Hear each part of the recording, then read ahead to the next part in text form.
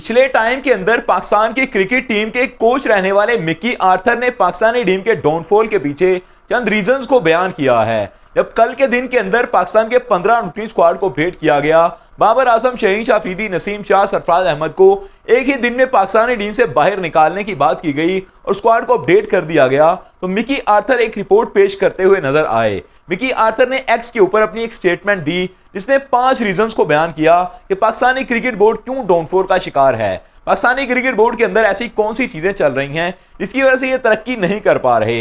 इसके अंदर 3 रीजंस ऐसी हैं जो कि मेरे ख्याल से काफी इंपॉर्टेंट हैं, जिनके ऊपर बात करने की जरूरत है, जिनको नुमाया करने की जरूरत है। मिकी आर्थर का अगर आपको पता हो तो मिकी आर्थर के दौर के अंदर पाकिस्तान की टीम बहुत अच्छे हालात से गुजर रही थी। मिकी आर्थर की कोचिंग के अंदर ही पाकिस्तान की टीम ने टी20 के अंदर अपना एक वलवला कायम किया हुआ था। इनकी कोचिंग के अंदर पाकिस्तान की टीम एक लंबे अरसे तक सीरीज जीतती रही है, नंबर 1 टी20 टीम रही है। उस वक्त सरफराज अहमद पाकिस्तान की कप्तानी कर रहे थे, लेकिन फिर टीम के अंदर रद्दोबदल होने लगी और होती हुई तब्दीलियों के साथ पाकिस्तानी टीम उसी वक्त डाउनफॉल का शिकार होने लगी थी। मिकी आर्थर ने कल के दिन के अंदर जो रीजंस बताई, उसके अंदर जो नंबर 1 रीजन बताई गई थी और मेरे ख्याल से एक मेन रीजन थी प्लेयर्स को लेकर, वो ये थी कि प्लेयर्स के जो पर्सनल प्रमोटर्स हैं उनको बहुत ज्यादा प्रमोट कर देते हैं। प्लेयर्स के जो पर्सनल एजेंट्स रखे हुए हैं उन्हें प्रमोशन करने के लिए उनकी इतनी हाइप क्रिएट कर देते हैं कि समटाइम प्लेयर खुद कंफ्यूज हो जाता है कि उसको रोल क्या प्ले करना है। वो अपने आप को एक बहुत बड़ी बला समझने लगता है। मिकी आर्थर ने कहा कि प्लेयर इस वजह से तबाह होकर रह जाता है,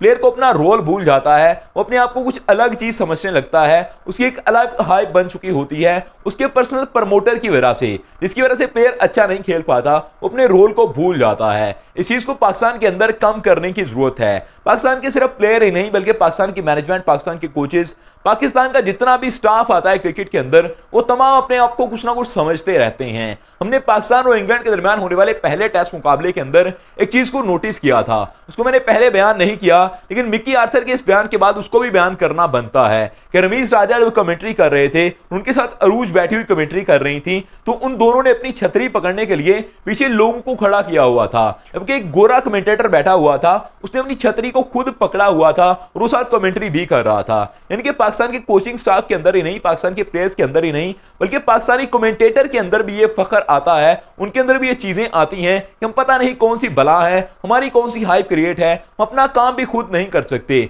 और इसी वजह से पाकिस्तानी क्रिकेट बहुत दिन ब दिन नीचे जा रहा है। अगर दूसरी रीजन की बात करें तो मिकी आर्थर ने बयान की, उन्होंने कहा कि मैंने अपनी कोचिंग के दिनों के अंदर पाकिस्तान के प्लेयर्स के दिमाग के अंदर एक चीज को बिठाया हुआ था, मैं इनको एक चीज समझाने की कोशिश करता था और दूसरे भी जितने भी कोचेस आते हैं, चाहे भी जैसन गिलेस्पी मौजूद हैं या इससे पहले जो कोचेस कोचिंग कर चुके हैं, वो तमाम लोग एक ही चीज समझाने की कोशिश करते हैं कि आपको शर्ट के पीछे लगे हुए नंबर के साथ मतलब नहीं होना चाहिए, आपको उस नंबर के लिए नहीं खेलना बल्कि आपको अपने फ्रंट पर लगे हुए फ्लैग के लिए खेलना है, उस झंडे के लिए खेलना है जिसकी नुमाइंदगी करते हुए आप इस ग्राउंड के अंदर पहुंचे हो, जितने आप लोगों को स्पॉन्सर करके, आप लोगों को पैसा देकर यहां तक पहुंचाया हुआ है। आपको उस मुल्क के लिए खेलना है, तभी आप आगे निकल पाओगे। अपनी प्रायोरिटीज को आपको चेंज करना होगा।